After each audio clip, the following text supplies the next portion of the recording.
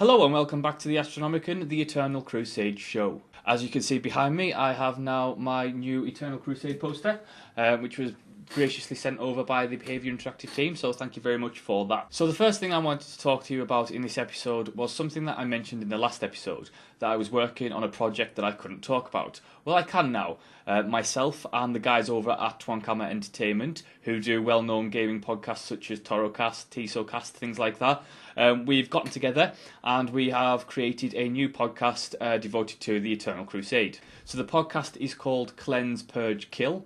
It's going to be recorded live every Monday at around 7 PM EDT, which is around 12 PM GMT if you're in Europe like I am. It'll be recorded live, as I've said. It will be recorded through a live stream on Twitch TV. The channel will be Twitch TV/Twankhammer.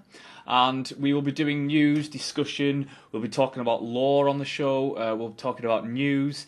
I've already got the YouTube version of the first episode, which we recorded the Monday just gone. It's now on my channel, so if you want to have a look at the playlists on the main channel page, it's already up there for you to listen to the first show. The first show is just an introduction into what the show will be about and some of the basic overall themes of the game. We have also set up a website, which is cleansepurgekill.com.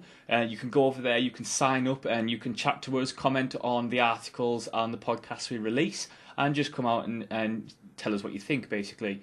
You can also do that on my channel as well, so if you've got any suggestions for the show that you wanted to put, you can just comment on one of my videos, and I'll put that forward to myself and the team. We'll also be putting the podcast up on iTunes as soon as possible, and you'll be able to listen to the podcast on the website as well, as I've mentioned. So anyway, the next thing I wanted to talk about was lore in the game.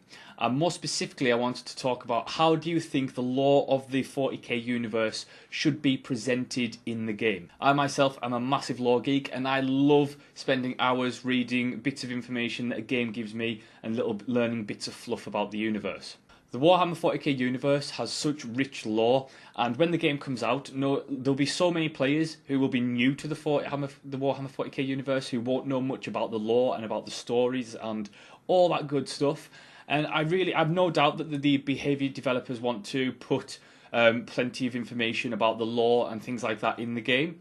But what I wanted to ask you as the community is, what do you think is the best way for that to be presented in the game? So I had a little think about this myself, and my opinion and my suggestion to Behaviour would be to have something similar to what BioWare's Mass Effect does, and has a codex in the game. And as you travel through to locations, encounter various things in the world, your codex gains information, and then you can read that codex or listen to it being narrated for you.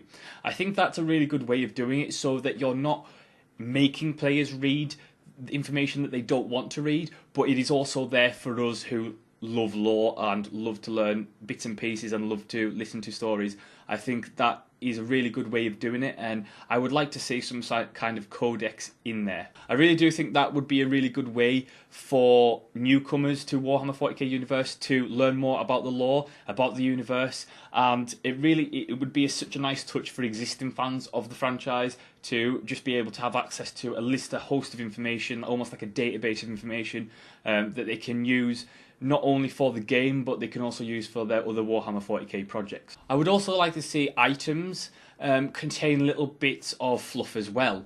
And what I mean by this is, if you've ever played Dawn of War 2, the war gear in Dawn of War 2, not all of it, but some special pieces would have little description of possibly where it was made, where it was founded, why it's called, why the armour of Solstice is called the armour of Solstice or something like that. And I think that's also little nice bits of information, because myself, it's the little things in a game that make me massively nerd out. So if you have a suggestion about how the lore of the 40k universe can be implemented in the game, do leave me a comment in the comment section below, and hopefully if we can come up with a really good solid framework for some kind of system that maybe the Behaviour developers will actually end up using our suggestion in the final game. And the final thing I wanted to talk about today was monetization. And more specifically, in terms of monetization, I wanted to talk about the in-game store and what kind of content will be on that in-game store. Now, way back when in my interview with Miguel Carran, the studio head,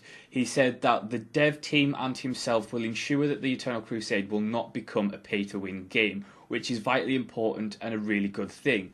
But he also said that there will be content on there that will be monetized for the in-game store. So what exactly can we expect from this in-game store? Well, to be honest, it's all speculation at this point. It's very far down the line, but it's something that we as a community need to start thinking about and start putting our expectations up about, so that the developers ensure that they get this right.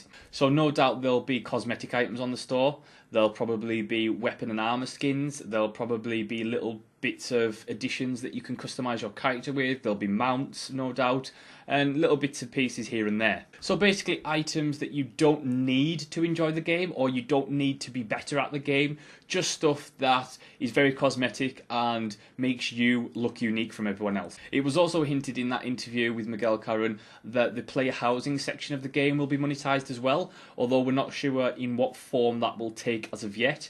I would also not be surprised to see expansions and race expansions in particular being monetized on that in-game store. So things like when they add possibly the Tau or the Necrons, that you would have to pay for to get that particular race unlocked. So I am also interested to hear what you guys think should and should not be on the in-game store. What kind of content should be monetized? What kind of content shouldn't be monetized? And how reasonably priced do these items need to be?